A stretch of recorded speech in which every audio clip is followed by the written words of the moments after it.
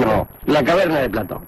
Vamos a hablar de la caverna de Platón finalmente, porque ya están jorobando y como... El pedido del público, la caverna de Platón. Pedido del público, yo no sé. Este debe ser un programa un poco raro, nunca he visto esto, ¿eh? El público se desespera. Accediendo a que tiene pedidos del público, la caverna de Platón.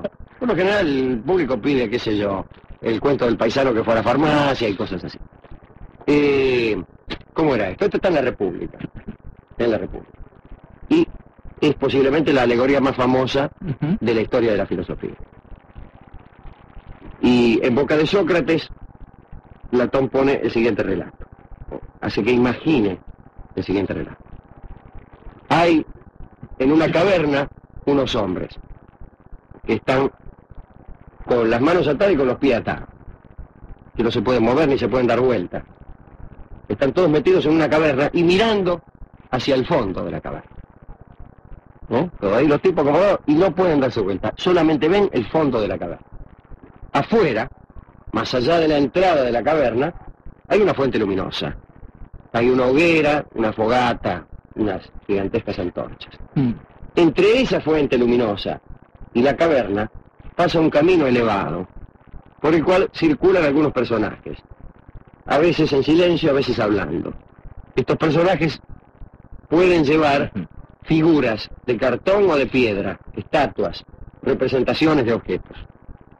Y pasan y circulan por ese camino elevado.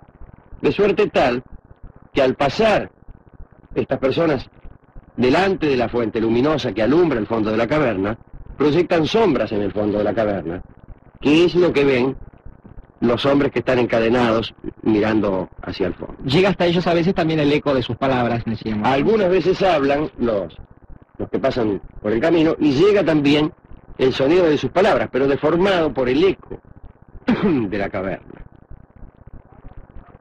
Y dice Sócrates, si alguno de estos desdichados que están en la caverna mirando solamente sombras que se proyectan sobre el fondo, que después de todo constituyen el único contacto que tienen estos hombres con la realidad, no ven otra cosa que sombras proyectadas sobre el fondo de la caverna, y como no han visto otra cosa piensan que esa es la realidad. Y Sócrates dice, si alguno pudiera salir y viera la fuente luminosa, y viera ese camino, y viera las figuras reales que en realidad proyectan sombras, pues al principio no podría creerlo.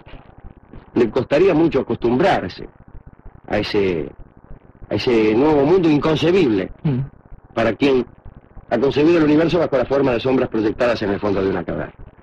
Y tardaría mucho en hacerse a la idea de que durante toda su vida no estuvo viendo otra cosa que sombras, y que realmente esta es la realidad. Pero al volver, ocurrirían dos fenómenos. El primero, la incredulidad de los ocupantes de la caverna, al saber que lo que están viendo no es la realidad. Y por otra parte, una especie de perpleja tristeza del que habiendo estado en la luz vuelve a la caverna, porque tampoco podrá acostumbrarse fácilmente a ese regreso al mundo de lo ficticio y de lo no real, lo aparente, para decirlo mejor. Lo representado. Claro. Esta fantástica alegoría, fantástica, ha hecho carrera, pero además es casi el vórtice de la doctrina platónica.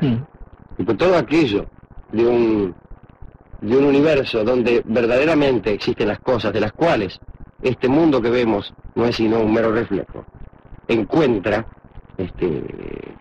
una versión poética y clarísima en esta alegoría de la caverna. Si quisiéramos ponernos un poco imitadores de los estilos, diríamos que con una voz rasposa, la caverna de Platón prefigura de alguna forma, la forma de percibir la realidad que nos han mostrado los medios masivos de comunicación. La historia de la CNN ahora con la guerra del Golfo y todo eso nos hicieron poner de manifiesto una forma todavía exacerbada de esa maravillosa idea platónica, ¿no? Es verdad, y nosotros el otro día en el programa de televisión comparamos los medios de comunicación con un espejo que distorsiona, en donde uno se ve como realmente no es.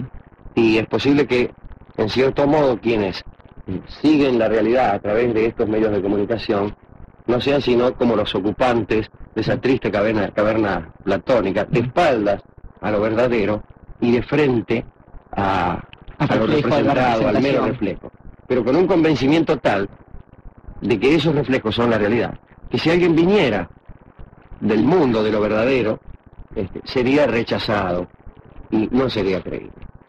Nada cuesta comprobar que esto en cierto modo sucede. Lo digo yo, que soy uno de los que está en la caverna mirando, pero por lo menos he recibido alguna noticia de afuera y he empezado a desconfiar, que ya es algo. Esa inquietud lo condenará para el resto de sus días, por otra parte, ¿no? Pero ya sabemos lo que le sucede a los que vienen de la fuente luminosa y de las figuras reales. Suelen ser rechazados por los giles que miran los reflejos. Yo de todos modos prefiero ese rechazo al aplauso y al beneplácito de quienes prefieren que uno siga siendo sombras chinescas. Bien, ciertamente. Para Platón, para nuestro querido Platón, menos para su maestro Sócrates, que quizás es solamente un personaje de Platón. Al que has leído tantas personas que después escriben libros. Claro, ¿Cómo me claro. gustan los libros de Sócrates, licenciado? Dicen por ahí después.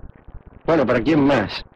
Se hace difícil Bueno, pensar para se hace quién más, difícil. ¿no? Digo, para todos aquellos que habiendo visitado la realidad encuentran el rechazo de los enamorados de reflejos y de sombras.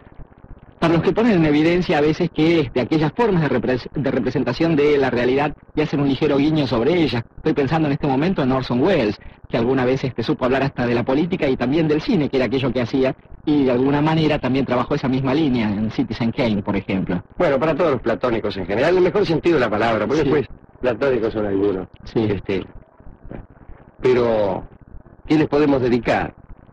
Y bueno, vamos a dedicarle un tango que canta un cantor que diseñó los reflejos proyectados en el fondo de la caverna y prefirió visitar con mucho dolor y a un costo muy grande las regiones de la verdad, y que a quien durante largo tiempo le fue prohibida la entrada en la caverna va a cantar para todos nosotros Domingo del Carmen.